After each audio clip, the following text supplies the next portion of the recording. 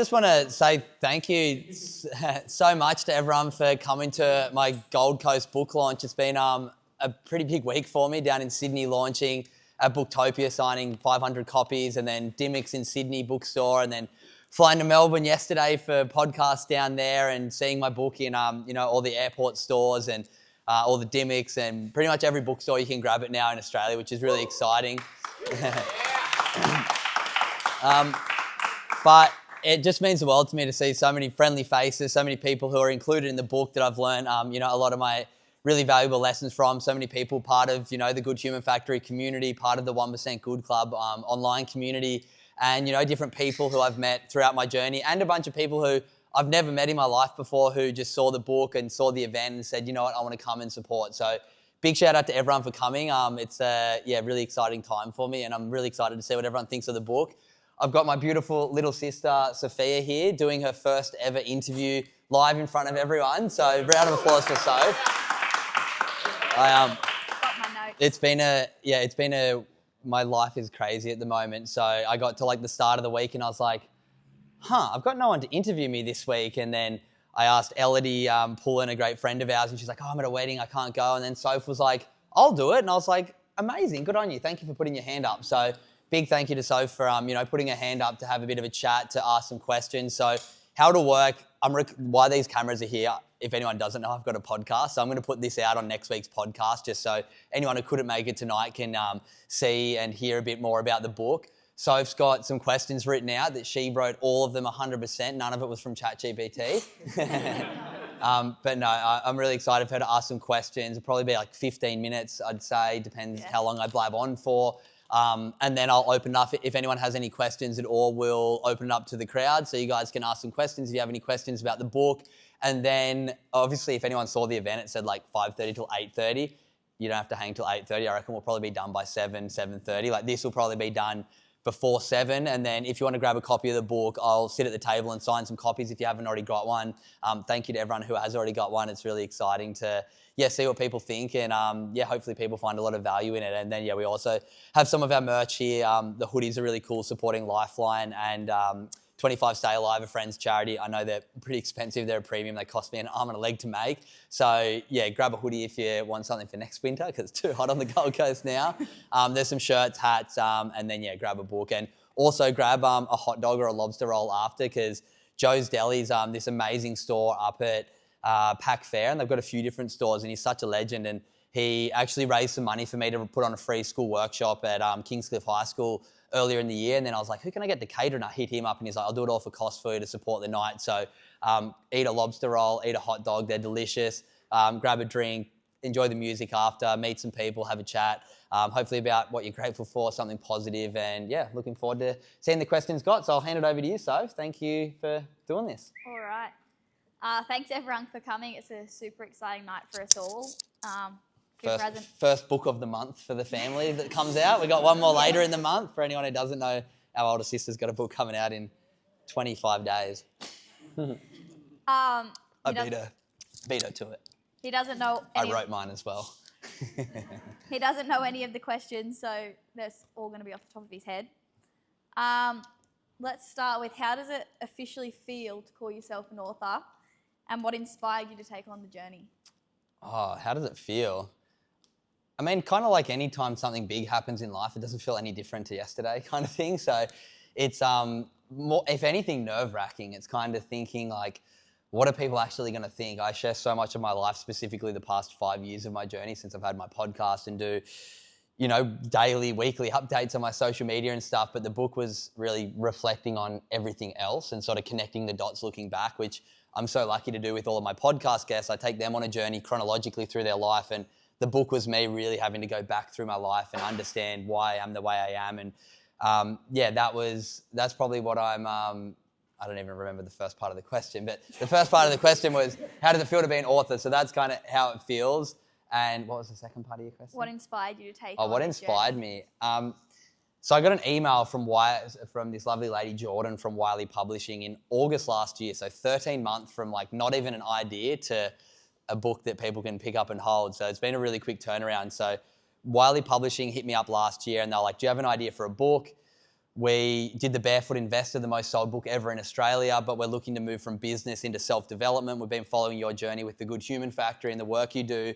And like, do you have an idea for a book? And I was like, I'd been approached by another publishing company like a year before, and they're like, do you have an idea for a book? Here's our book deals. And it was like $30,000 to get them to help you do your book. And I was like, for one, I don't have $30,000. And for two, the book deals I'd heard of was like, you kind of get an advance, like you get paid, not have to pay to do a book. So I was like, no to the first one. And then when Wiley hit me up, they're like, no, that's not how it works. We'll give you an advance. We'll give you, a 6-month period to write the book. And I basically had to pitch what I thought was going to be in the book. And they were like, yeah, we love the idea. It was kind of part one's about my surfing career, the lessons I learned there. Part two's about my entrepreneur journey, building, the Good Human Factory and the impact that's had. And part three is all of the healthy habits that I've learned from incredible people like Tom here, psychologist for Surfing Australia, Michelle from Surfing Australia. All these lessons I've learned from experts on my podcast, I've learned through doing workshops that I have a bit of a knack of making them really easy for people to understand and actually include in their lives. So when I shared that idea with them, they're like, great, I wanted to call it the Good Human Guidebook. And they're like, we kind of like it, kind of don't. And then I explained the community that I've built called the 1% Good Club, which is all about giving 14 minutes of your day to your mental health. And they're like, that's the name of the book, the 1% Good Club. That's bigger than you. The concept of 1% of your day for your mental health is something we see, selling a lot of books from their point of view, but I saw the idea of like impacting a lot of people. So yeah, that was where the idea came from. And once I said that, they were like, yep, here's your book deal, 6 months, write us a 60,000 word manuscript. And I never was a writer. And I'd written like 30,000 words up until the last 2 weeks. And then I wrote the second half in like the last 2 weeks. So just like high school, but you'll see all the last chapters get a little bit shorter, but we got there in the end. Yeah, very impressive stuff. Did you ever picture yourself younger when you were growing up to be a writer?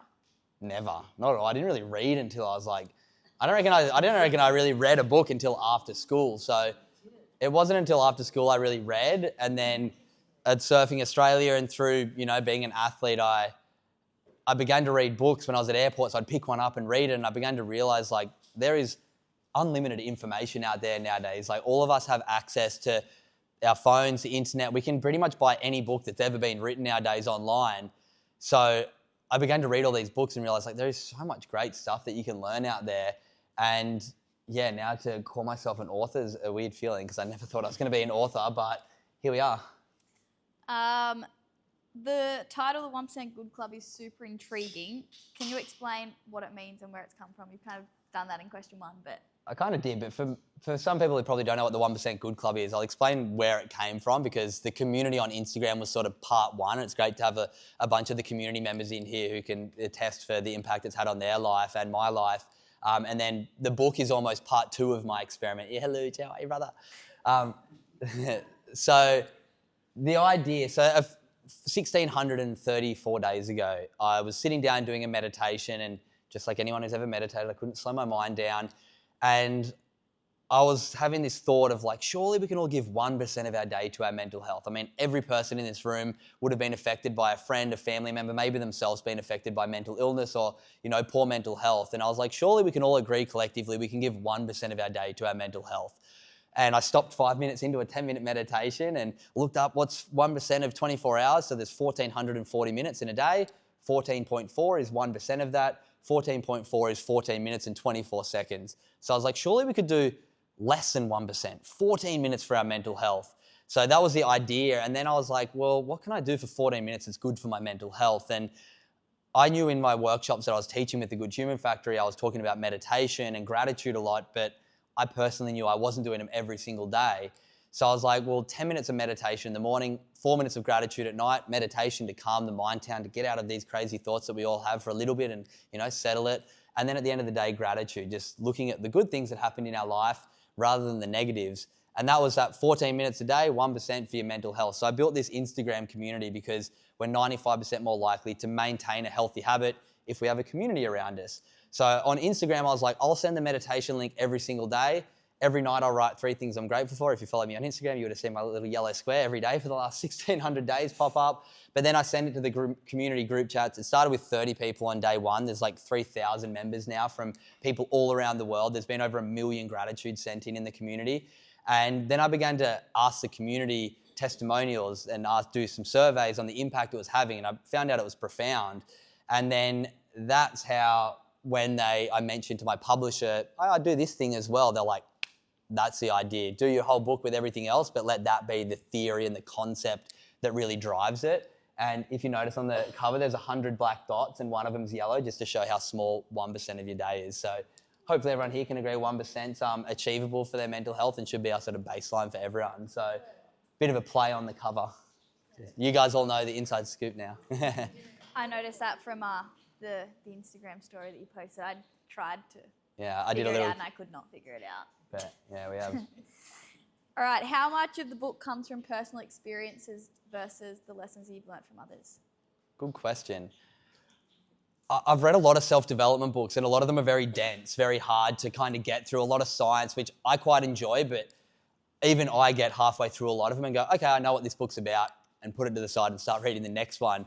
So I wanted to make my book like a bridge between autobiography and self-development, but also tying in all of the stories of incredible people who I've had the chance to connect with. So, you know, I have parts of my story with like Lane Beachley, Tom Carroll, like neuroscientists, Hugh Van Cuylenberg, you know, a lady from South Africa whose dad got murdered in the apartheid and then she forgave him in prison, like all these crazy stories. I kind of tried to put together other people's stories through mine, so it kind of showed validation of how I'd felt, but also it also has a lot of science. There's references to different scientific studies to sort of show like, hey, this isn't just me making this up. This isn't all anecdotal. There's profound science behind pretty much everything I talk about in the book. So I'd say it's like 60% personal stories, 30% other people's stories, and 10% science. You've read it, Michelle. You reckon that's about the right percentages? Oh, yeah, about that.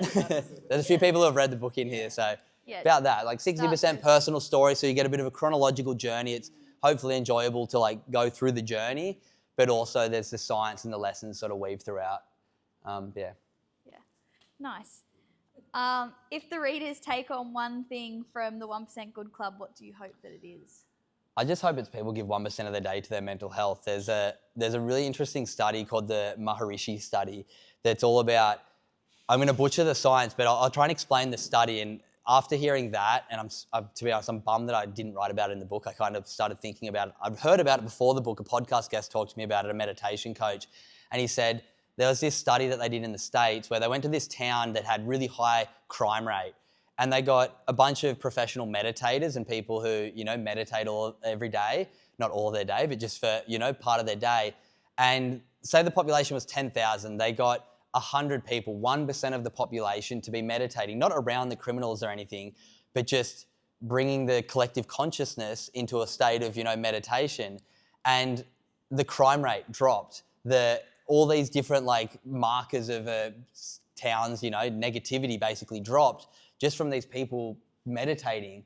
And then they redid the study because people were like, this is bullshit. And they redid it and it happened in another town. So my idea is if 1% of the population is doing 1% of their day for their mental health, we're going to see everything change. So my hope is it gets to enough people. So it's on all of you to grab a copy, give it to a friend, gift one for Christmas, because yeah, I think if enough people start doing this, we're going to see, you know, those mental health that's going like this challenges hopefully start moving the other way. So hopefully it can be a resource to help with that.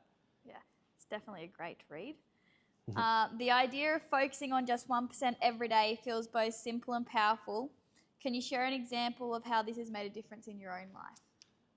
Yeah, absolutely. I mean, I'm a very different person than I was 10 years ago, and a lot of it has come from the work that I've done, the people that I've met, and realised that we're the only person who has to live up here in your own head. So why not try and make it a good place? Like every single day, the habits that I talk about in the book are scientifically proven to regulate your nervous system. There's so many things that are, you know, on our phones trying to get us agitated, the news, you know, marketing everywhere, like all these things are trying to like turn on our fight or flight situation in our body, in our nervous system.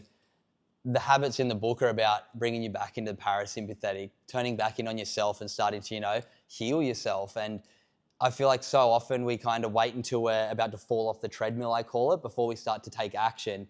And, you know, mental health awareness is everywhere, but the numbers aren't getting better. So I think it's on all of us to start moving from awareness to action. Even if you don't have a mental illness, if you're sitting at a 6 out of a 10, Start to learn these things. Let's get you to an 8 out of a 10, and then maybe your brother who sees you every weekend, who's at a 4, gets inspired by you and brings them up too. So if all of us are taking these steps against the treadmill every single day, collectively we're going to see the world a better place. And I've got, so many people in here are psychologists and health experts, and it's so nice to be able to weave everything I've learnt into hopefully something where it's like, oh, that's interesting. I'm going to learn more about that. I'm not the expert in any of this stuff. I'm just sort of trying to give you a little bit of everything. So you go, oh, that works for me. I'm going to go looking more into it. Like, as I said, I'm not the dense self-development guy. I'm like, here's all of these different things. Take what you want, but here's a framework how to actually make it practical. Nice. Did you face any doubt or setbacks along the way? Oh, I mean, Carol, my beautiful partner's up the back. There's many days just sort of banging my head against the wall of like, oh, I need to write, but I just can't be, not bothered, but it's like, you'd hear writers, anyone heard the word writer's block before? Like, I didn't even know what that was. And I started writing. It's like, you really need to find the flow with writing. It's like, I mean, it's typing, not writing, but you need to like find your flow. I was very lucky that I'd kind of had all the chapters mapped out. So I knew sort of a blueprint, and then I just had to write all of the chapters. But yeah, as I said, it kind of got to like 2 weeks before. I was like, I'm at like 30,000 words. I need to get to 60, and I've got 2 weeks. And luckily I did get like a week extension, and I only got to 55,000 words, but they were fine with that, and we got away with it. And it's printed now, so 200 pages. It's short enough that you can get through it. A friend of mine, Jai, I do some work with him up in the mines recently. We had 2 days 2 weeks ago up in central Queensland running workshops for a bunch of FIFO workers up there, and he read the book in, 5.5 hours, he said it took you? 5 hours? So yeah, it's a pretty short read, and it'll be out on, I saw, if you go on Spotify, the audio book, you can see the first 3 minutes, I think, right now, but I think it comes out in 2 weeks if you're an audiobook person too. So yeah, you should be able to get an audio. That was a mission. I had to read the audiobook. So I had to do 55,000 words without making a mistake. And I got to 48,000, and then I made a mistake and I had to start again. It was a mission. No, I didn't. No. You kind of read, and if you get something wrong, you go back a few words, not the whole way. But no, it took 11 hours to read the audiobook. So if you're not a reader, yeah, go listen to the audiobook, and if you're not sick of my voice already tonight, you can listen for another 5 hours. Yeah, it's definitely a great read. I think I read it in I don't read either, really, but I read it in a couple days, so it was quite good. Where can people find the book and connect with you if they want to dive deeper? I mean, I'll sign a bunch of copies up the back if you want a personal signed copy today while you're here. I've got plenty there. But yeah, if you have any friends or family after you read it that you think would be a good Christmas present, or you find somebody struggling with their mental health, or there's just somebody that you care about and you want to get them a nice gift, the best place to get it's on my website, because I make $17 if you buy it on my website. If you buy it everywhere else, I get about $4 or $5 a book. So if you want to buy it this afternoon, or they're $5 discounted today. Normally they're $35, they're $30 today, just for everyone who showed up tonight. If you want to grab a copy. But yeah, Booktopia, any of the bookstores. I got very lucky. I've got a lot of friends who are authors, and yeah, I mean, not lucky, I don't know what it is, but my publisher seemed to have got me in pretty much every bookstore in the country, which is pretty exciting. Every Dimmicks, every Collins. Anyone a book person? Collins is the bookstore. Yeah, I don't really read. I read a lot of books. I don't buy books at bookstores. So yeah, I think Collins, if you go to the airport, I fly a lot. It was in Gold Coast Airport. It's cool. It's right on the top shelf, 2 books. So if you ever see it in an airport, put it on the bestsellers for me, so that people go and buy it. But yeah, it's pretty much in every bookstore, I think, if it's a good bookstore anyway. And that's all. I want to say super proud of you, super excited for everyone to read the book. It's amazing. It's going to make a difference in the world, and thank you to everybody that came. Good work. Thanks, Soph. Well, I might, you can give her a clap for first interview. Well done, Soph. My watch just died. Yeah, if anyone's got any questions about the book or about any part of my journey, and you want to, whatever you say, Soph can re-say your question so the people on the podcast can listen. But yeah, and then I can answer it. So does anyone have any questions about the book, about my journey, about anything? I feel like I'm at school again. No one ever asks questions. Surely someone's got a question. Yeah. All right. You go first. I know you're going to potentially go soon. I've seen you in a few different domains and super proud of what you've done, what you put together, mate, so well done. But you are very competitive and very detailed, somewhat perfectionistic.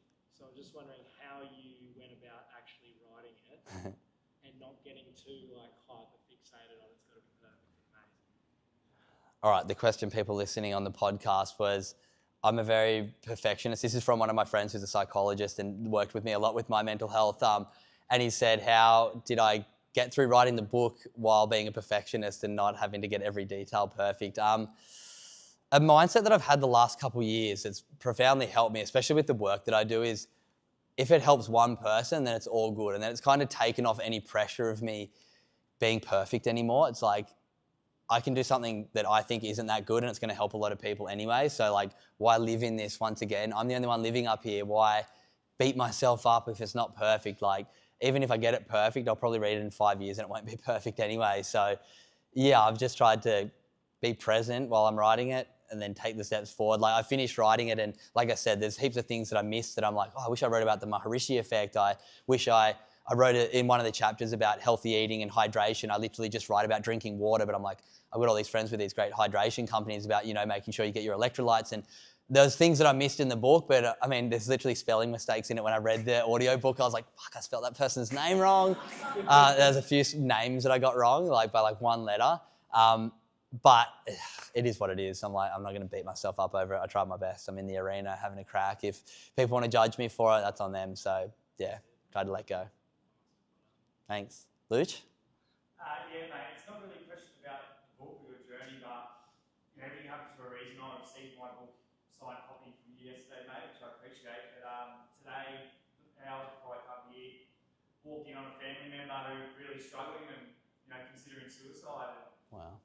I could give my words of wisdom, but the first thing I thought of was your book, so I went up and grabbed that book off the shelf, and I beside my bed, I read the first intro. I was looking forward to get stuck into it, but it wasn't for me, mate. It was going to him, so I'll give it to him. So it's going to be interesting to see his thoughts and how your book affects him. So yeah.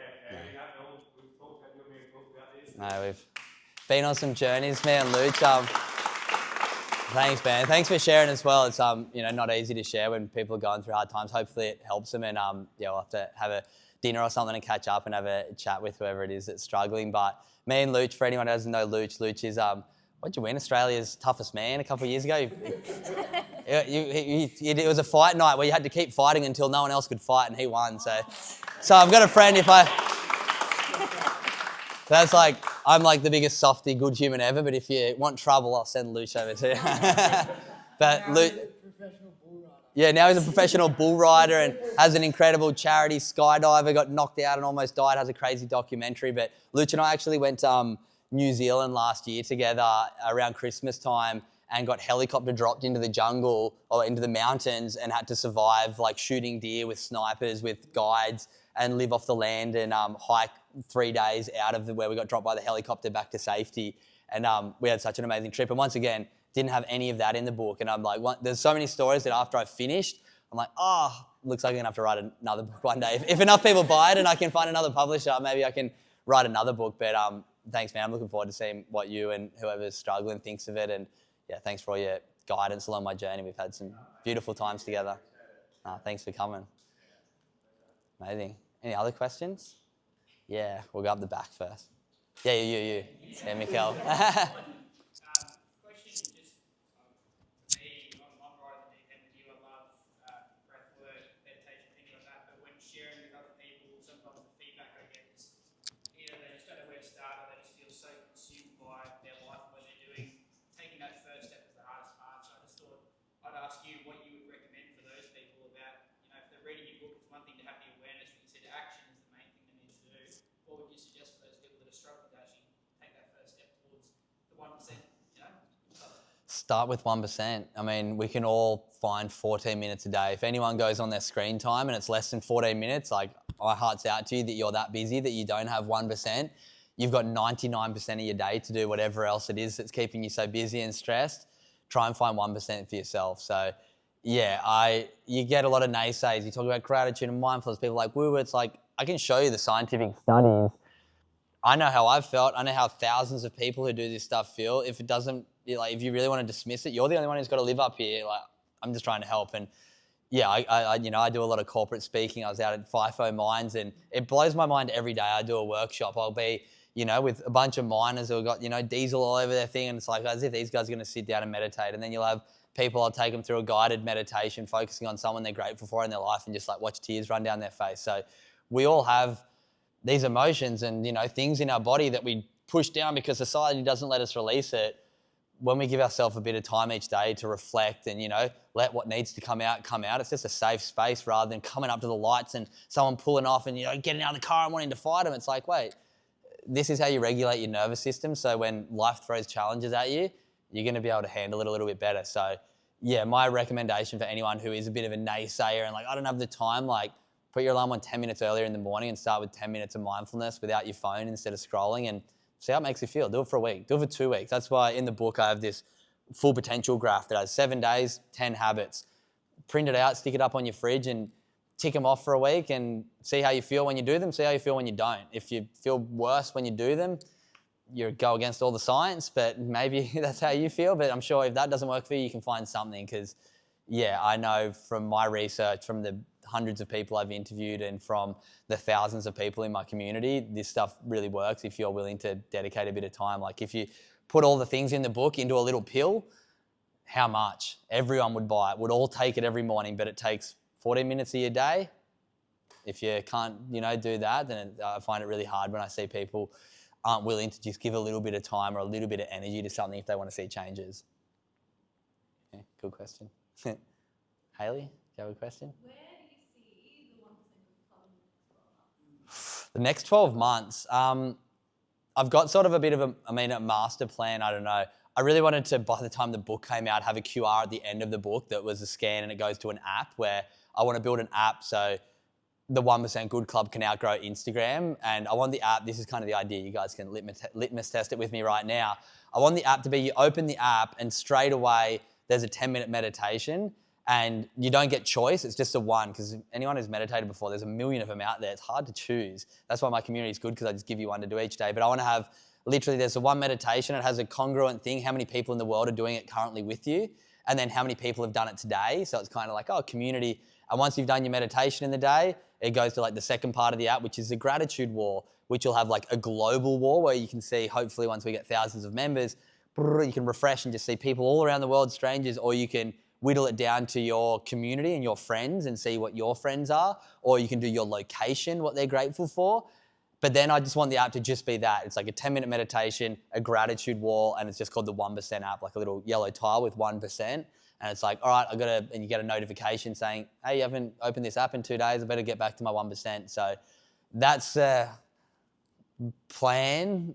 I've got so many other things that I'm doing at the moment though. So hopefully I can, if the book gets a good uptake and, the community grows and the movement and the idea of the 1% Good Club and 1% for your mental health expands, the goal is to turn it into an app that I can have a free version and then add some add-ons to it and have a paid version to have sort of, residual business model going as well, a subscription thing. So one of the many ideas I have at the moment, but from the 1% Good Club idea, that's a hopeful next 12 months. It's really pivotal for me to start to not base my self-worth and identity on my career and achievements, because at that stage my career was starting to go backwards a little bit because I lost support, and I was, doing it by digging holes as a tradie for 4 years to fund my surf career. And for a long time, the first 2 years, I had this mindset of like, this is bullshit, all these guys are getting paid, I'm not. But then I just started to think about these values and live to them, and I was like, wait, I'm traveling the world surfing with my mates. Sure, I got to go home and dig holes, and some of them don't, but all the guys home at digging holes aren't coming here to Africa and going surfing. So these values profoundly changed my worldview and perspective, and just allowed up here for me to become, a lot nicer place to be. So yeah, you'll learn the journey in the book though if you have a read. It's just really important that you don't ever feel like you're not a suicide survivor or whatever, because mental health is for everyone, isn't it? And that's the thing that. Identity thing's massive. And like mental health doesn't discriminate. We're all on a spectrum, and I'm sure she's happy for me to share this. It's in my podcast. Like Laura Enever, one of our best family friends, my sister's maid of honor at a wedding, and rode the biggest wave ever for a woman surfer paddling in. And she talks about in the podcast really struggling with her mental health, and she got taught by a psychologist that mental health doesn't discriminate. It doesn't matter if you're a world champion or you work at Macca's. Like, it's you. So, it doesn't matter if, and that's what I always say in my workshops, like 20% of us have a mental illness, 100% of us have mental health. Every single person needs to do something for their mental health. Even if you're at an 8 out of 10, you might lose your job tomorrow, an uncle pass away the next day, and then, your tax bill comes in that you weren't expecting and you go, straight to the end of the treadmill. So it's so important that everyone has those skills so that when times do get tough, we're a bit more equipped to deal with it. Yeah, good question. Anyone else? Oh, sweet, we're going to get lots of questions. If anyone needs to go, you can leave as well. Tyler? What's your idea on getting kids more involved in this? Schools and stuff? It's a hard one. I mean, I think the best thing with young people is when you sit around the dinner table just saying, what are you grateful for today? What was the best part about your day? I grew up in a great household and we sat around the dinner table every single night and had dinner. But a lot of the conversations, like most people's conversation about the challenges that went on the day or the problem, or you hear about this dickhead at work. And I feel like the more that I learn about gratitude and, being present is like we can strategically ask the right questions to make people talk. And obviously like, Are You Okay Day is such a big day in the mental health calendar. And I do a lot of speaking around that day. And I'm like, most of the time you ask someone, are you okay? And they're going to lie to you. So I say, like, ask someone, what are you grateful for? And they kind of get thrown off guard. And if they're finding it really hard to find something they're grateful for, it's usually a pretty good sign they're struggling with their mental health. And then you can ask those follow-up questions. It's a lot easier to open with, like, what was the best part about your day? Or what are you grateful for? Or like, what did you learn today? Like the obvious things. But the more that we can teach gratitude and teach that there is challenges, but there's also good stuff in all of our lives, that would be my recommendation. When they brush it, that's another, I've got an idea. I'm going to bring out a toothbrush company that says, what are you grateful for on the toothbrush? So everyone has to do it twice a day. Watch this space for that one. But yeah, I think just trying to teach those habits and, make it fun. You talk about the best parts of your day and then they get to as well. So I think that's a good starting point, gratitude.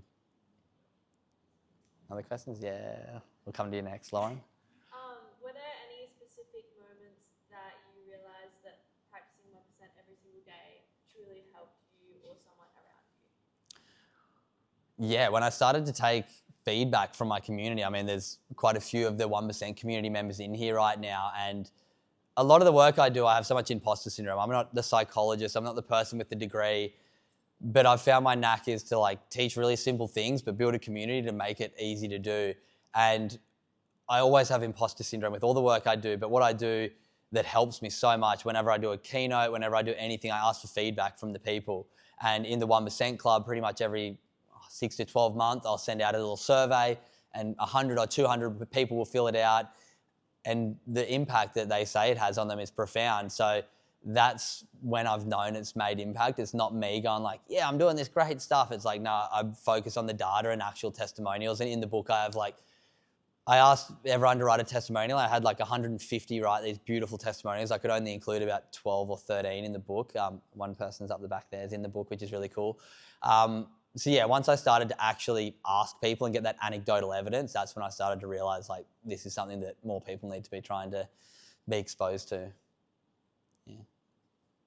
Okay, I was going to go off the back of a comment about getting children involved. I had Cooper come and speak to 220 of our year 10s at the high school that I teach at only a couple of weeks ago, and it was amazing the feedback that we got after your session.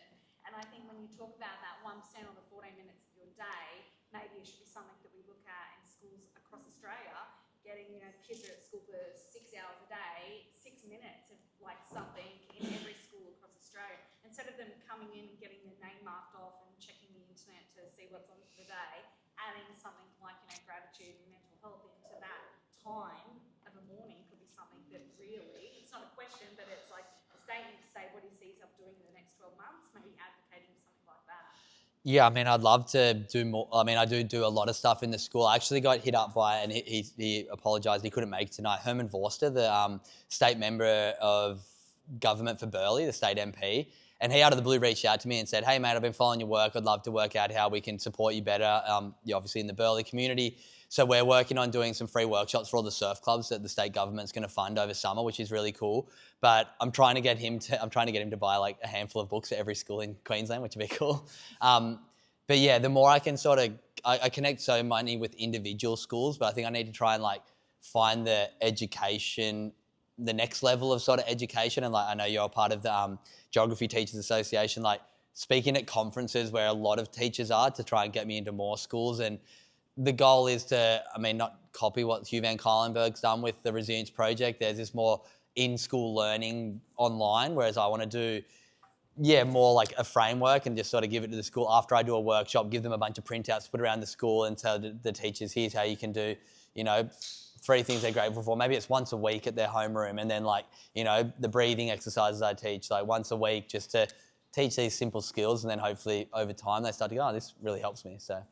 I mean, it definitely depends on the teacher. It depends on the teacher. I'm a primary school teacher and I'm just a casual, and in different classrooms that I go into, there's like some classes that I've been into every single day, that's the first thing that they do. They come in and they write in their gratitude journal, or after every break they'll come in and they'll do mindfulness. So it's like, it does depend. It's trying to connect with the right teachers. And It's about also building that time to the curriculum. Yeah. Yeah. That's what it comes down to. Yeah. Told they have to do this. Exactly. Yeah. So I was trying to yeah. find the, and that's why I think it's the next level up, the sort of education system level and state. So hopefully Herman can connect me with some people, and, we'll see what the next thing is with the school stuff.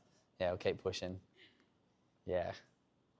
So it sounds like you got a really big vision long term and lots of great ideas. How do you dial things back to what you need to focus on right now? I have an incredible Lauren at the back, helps me a lot with the back end of Good Human Factory. And as busy as it is, I mean, I feel like I'm not working like a 9 to 5. Like, I feel like someone going to an office from 9 until 5 for 5 days a week. Like, I work all day, every day, but never that hard, if that makes sense. Like, it's always like, all right, I got to do this podcast. I have someone who edits the podcast now for me. So it's like, oh crap, I got to upload that, and just trying to maintain consistency. But as long as my calendar's there, I just wake up and I go, what's in my calendar today? Be present, do all those things, and then move on to the next day. So try my best to not get too ahead of myself, and try and plan what I can, and then when stuff pops up, like fit it in where I can in the schedule. And the person who misses out the most is my beautiful partner up the back, Carol, especially right now while,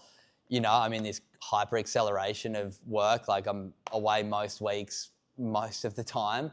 So it's just trying to, when I'm at home, be present with, my friends and family when I can. And then when I'm away, as busy as I am, I'm like, I go to a school or to a workplace and I do the same, usually 60-minute, 90-minute or 3.5-hour session. And I've done them so many times, I don't really have to prep or get nervous anymore.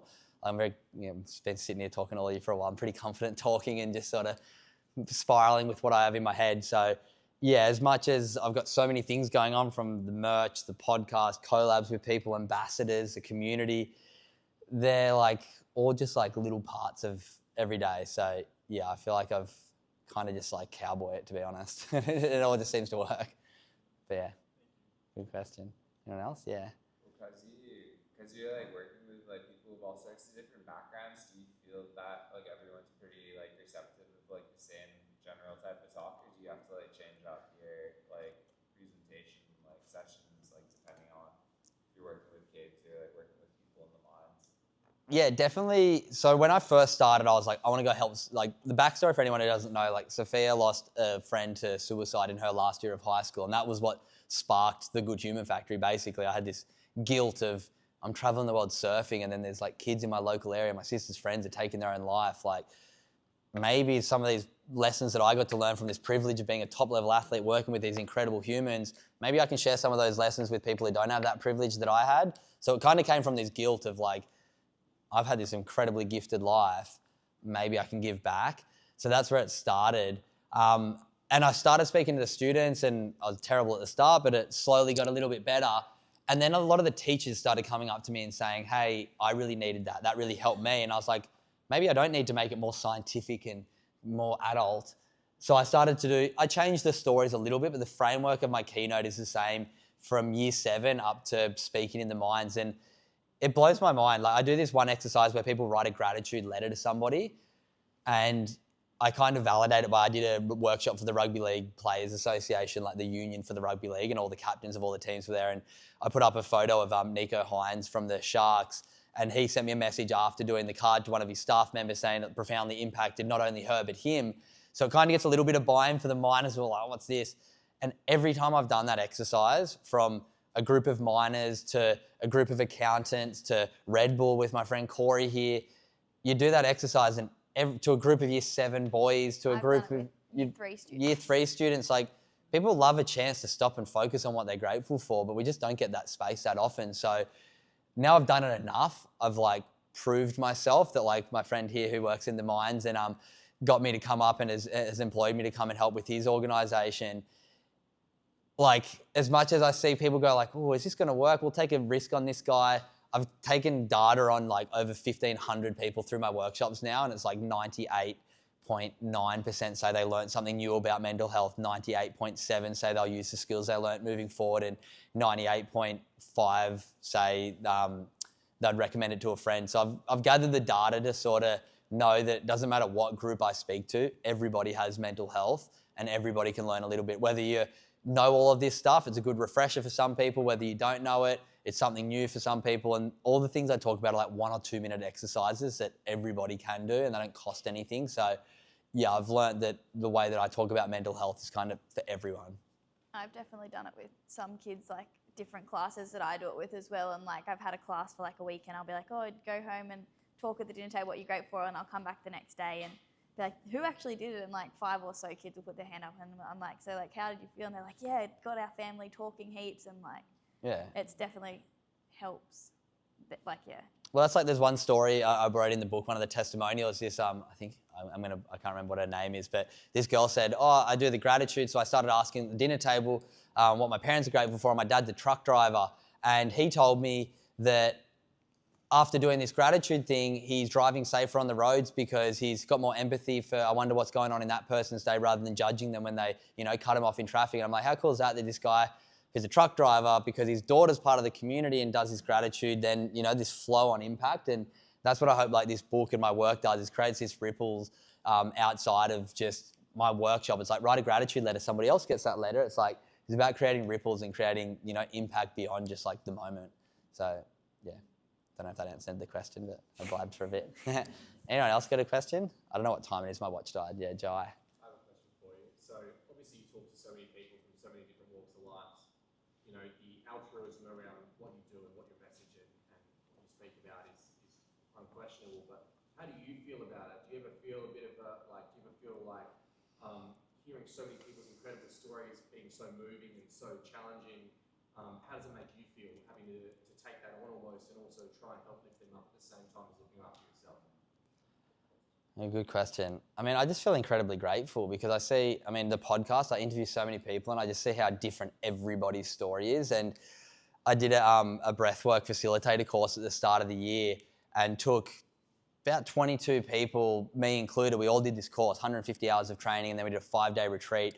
And watching like every single one of us, I bawled my eyes out, I got angry, I had these like cathartic releases, like by breathing. It just shows you that everyone in this room has got traumas that they're holding down, has had things that have gone on. I've got a good friend, Elle, up the back, who helps with trauma release in her incredible work. Like, we all have this stuff going on in us, and I feel like I fully forgot your question, but I think I'm going to tie it back to what I was saying. But we just all have so much going on in our life that I've just learned to have like empathy for everyone. If I see someone doing something I don't agree with, instead of judging them, I'm like, I wonder what's going on in their life for them to have a view that's different to mine, and all good. And you see so much divisiveness out there in the world right now.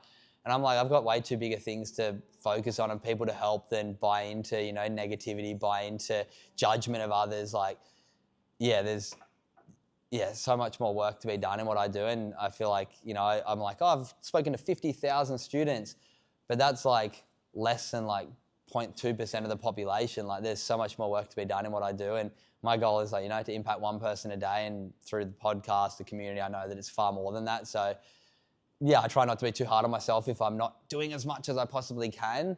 But yeah, I also just feel grateful that I've had the privilege to learn all these lessons, to continue to talk to these incredible people, that I can decipher their messages into easy to understand, small things for everyone to take on in their own life. So yeah, I've been very lucky not to I don't get too up. I just hear of so many bad things happen that, I hear of someone passing away. I hear of, suicide. I hear of all these things, and as much as it like hurts me, I've learnt not to like let it completely control me and ruin my day, because I'm like, it's going on everywhere around us. So have empathy for it, but not like take it on too much. Yeah, it's kind of how I try. Good question. Anyone else? If not, just a big thank you to everyone for, showing up. It's so great to see, over 50 people here tonight to come and have a listen to my sister doing her first interview, to learn about my book. But yeah, big thank you to The Nest as well. My good friend Dean owns this place. If you're ever looking to do a podcast, there's a great podcast studio right there and a second one upstairs. And this is where I shoot all my merch on this photo wall here. So it's quite fitting to be in here. So if you ever need to, any of that sort of work, hit up The Nest. It's such a great space here. My friend Dean, who owns it, he's actually over in Bali right now for a friend's gym launch. So clearly gym's more important than a book. But no, grateful for The Nest. And yeah, if you do want to grab a copy, I'll sit over there and sign a few copies for the next little bit. If you want to have another drink, grab some food. My watch is dead and I don't have my phone. So what's the time? Like 10 past 7? 7:07, pretty good. Yeah, so you can be here as long as you want. You can leave whenever you guys want. But thank you everyone for coming and supporting the book. And yeah, my pleasure.